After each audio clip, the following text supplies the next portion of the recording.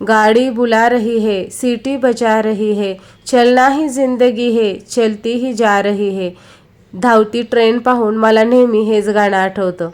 सकाळ असो किंवा संध्याकाळ असो, आपल्या कामांची सुरुवात ही चहापासूनच होते. तर या ठिकाणी सायंकाळची वेळ आहे आणि मी सगळ्यांसाठी चहा बनवत आहे. आज मी डिनरसाठी बनवणार आहे चमचमीत असा टेस्टी दाल तडका आणि जिरा राईस. त्याची रेसिपी डिटेलमध्ये मी तुमच्याशी शेअर करणार आहे, त्यासाठी व्हिडिओ शेवटपर्यंत पहा. रोजच्या घरातील रेग्युलर कामासोबतच आपल्याला काही क्लिनिंगची कामे सुद्धा करावी लागतात. आज मी हा मसाल्याचा डबा आहे तो क्लीन करून घेतलेला आहे आणि तो आता मी भरून घेणार आहे. काळ बदलला, वेळ बदलली, घराच्या रचना बदलल्या, किचनसुद्धा आता स्टँडर्ड आणि मॉड्युलर झाली. चूल गेली, गॅस आला, पण पिढ्यानपिढ्यामध्ये आपलं अस्तित्व आणि महत्त्व टिकून आहे तो म्हणजे मसाल्याचा डबा. आपला स्वयंपाकघरातील खरा मित्र म्हणजे मसाल्याचा डबा. तर या ठिकाणी मसाल्याच्या डब्याच्या खाली मी टिश्यू पेपर घातलेले आहेत, त्यामुळे दररोजच्या स्वयंपाकाच्या गडबडीमध्ये आपल्याकडून तिखट, मीठ, हळद थोडीशी सांडली जाते. ती डब्यामध्ये न सांडता टिश्यू पेपरमध्ये वर सांडते आणि मग आठवड्याला फक्त टिश्यू पेपर जरी बदलला तरी आपला मसाल्याचा डबा हा क्लीन राहतो. तर या ठिकाणी मसाल्याच्या डब्यामध्ये मी काळं तिखट, लाल तिखट, जिरे, मोहरी, धना पावडर, जिरा पावडर, हळद भरलेली आहे. मसाल्याच्या डब्यामध्येच मी 2-3 छोटे चमचे सुद्धा ठेवते, तिखटासाठी 1 चमचा, हळदीसाठी आणि इतर साहित्य टाकण्यासाठी. त्यानंतर मी देवाला दिवाबत्ती करून घेतली, प्रार्थना केली आणि संध्याकाळच्या स्वयंपाकाला सुरुवात केली.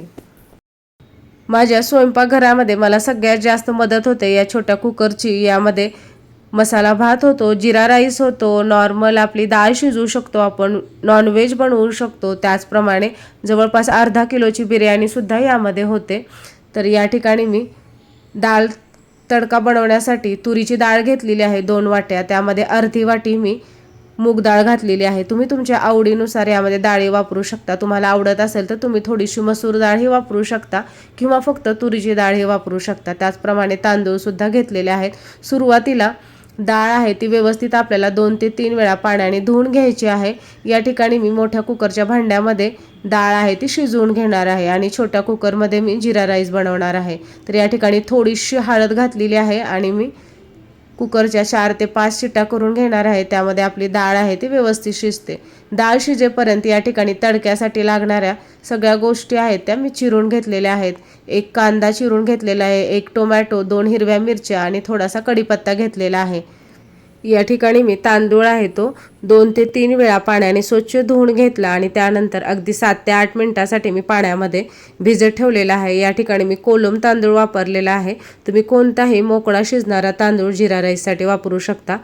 या ठिकाणी पाहू शकता आपली डाळ छान शिजलेली आहे आणि मी या ठिकाणी एका गॅसवर भातामध्ये ओतण्यासाठी पाणी गरम करायला ठेवलं होतं आणि एका गॅसवर जिरा राईसची फोडणी करून घेणार आहे. त्यासाठी मी कुकर ठेवलेला आहे. कुकर गरम झाले की त्यामध्ये आपल्याला तेल घालून घ्यायचं आहे.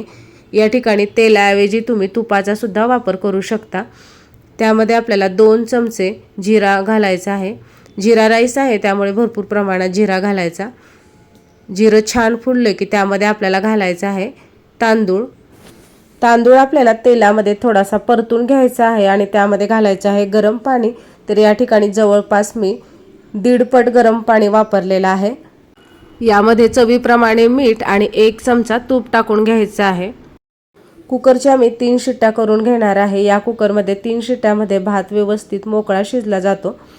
एका गॅसवर मी भात शिजवायला ठेवलेला आहे तर एका गॅसवर आता दाल तडक्याला फोडणी देऊन घेणार आहे. अशा पद्धतीने व्यवस्थित सिक्वेन्सने आपण काम केलं तर आपला स्वयंपाक आहे तो झटपट होतो. या ठिकाणी सुरुवातीला डाळ थोडीशी घोटून घेतलेली आहे.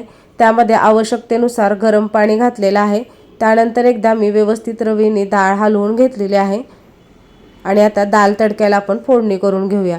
कढई गरम झालेली आहे, त्यामध्ये तेल सोडलेलं आहे. तेल व्यवस्थित गरम झालं की त्यामध्ये आपल्याला घालायचं आहे 1 चमचा मोहरी. मोहरी व्यवस्थित तडतडली की घालूया जिरं, त्यामध्ये घालूया कढीपत्ता. यामध्ये आपल्याला बारीक चिरलेल्या हिरव्या मिरच्या आता घालून घ्यायच्या आहेत. हिरव्या मिरच्यासुद्धा आपल्याला मिनिटभर तेलामध्ये छान परतून घ्यायच्या आहेत आणि त्यानंतर आपल्याला त्यामध्ये घालायचा आहे कांदा. या ठिकाणी मी 1 कांदा अशा पद्धतीने उभट चिरलेला आहे आणि कांदा आपल्याला लालसर होईपर्यंत व्यवस्थित तेलामध्ये परतून घ्यायचा आहे. थोडासा लालसर झाला की त्यामध्ये घालूया आलं लसूण पेस्ट। या ठिकाणी मी 1 चमचा आलं लसूण पेस्ट वापरलेली आहे। आलं लसूण पेस्टसुद्धा तेलामध्ये व्यवस्थित परतून घ्यायची आहे आणि त्यामध्ये आता घालूया टोमॅटो। टोमॅटो मऊ होईपर्यंत तेलामध्ये आपल्याला व्यवस्थित परतून घ्यायचे आहेत। टोमॅटो लवकर मऊ व्हावे त्यासाठी घातलेलं आहे। थोडंसं मीठ घातल्यामुळे टोमॅटो लवकर मऊ होतात। टोमॅटो मऊ झाले की आपल्याला मसाले घालून घ्यायचे आहेत। या ठिकाणी घातले 1 चमचा लाल तिखट, अर्धा चमचा मी गरम मसाला घातलेला आहे। त्यामध्ये घातलेला आहे अर्धा चमचा जिरे पावडर आणि अर्धा चमचा मी धने पावडर घातलेली आहे। चवीप्रमाणे मीठ घालून घ्यायचं आहे आणि सर्व मसाले, कांदा, टोमॅटो आपल्याला व्यवस्थित तेलामध्ये परतून घ्यायचं आहे। यामध्ये आता घालून घ्यायची आहे शिजवलेली डाळ। डाळ घातल्यानंतर आपल्याला व्यवस्थित हलवून घ्यायचं आहे आणि याला उकळी येऊ द्यायची आहे। उकळी आल्यानंतर आपल्याला यावरती तडका देऊन घ्यायचा आहे। उकळी आलेली आहे डाळ तडक्याला आणि यावरती मी तडका देऊन घेणार आहे। तडका देण्यासाठी मी या ठिकाणी तुपाचा वापर करत आहे। तुम्ही तुपाऐवजी तेलाचाही वापर करू शकता। तूप व्यवस्थित गरम केलं आणि गरम तुपामध्ये मी थोडीशी हिंग आणि थोडीशी हळद घातलेली आहे। त्यामध्येच मी लाल मिरच्या सुद्धा घातलेल्या आहेत। यामध्येच आपल्याला थोडंसं लाल तिखट घालून घ्यायचं आहे। तर मी अर्धा चमचा तिखट घातलेला आहे आणि आपल्याला आता हा जो तडका आहे तो डाळीवरती ओतून घ्यायचा आहे। शेवटी यावरती घालूया बारीक चिरलेली कोथिंबीर। या ठिकाणी आपला टेस्टी असा दाल तडका रेडी झालेला आहे। आपला जिरा राईस सुद्धा छान शिजलेला आहे। आम्ही आता सगळेजण डिनर करून घेणार आहोत। तुम्हाला जर आजचा व्हिडिओ आवडला तर लाईक करा, शेअर करा आणि आपल्या चॅनलला सबस्क्राईब करा।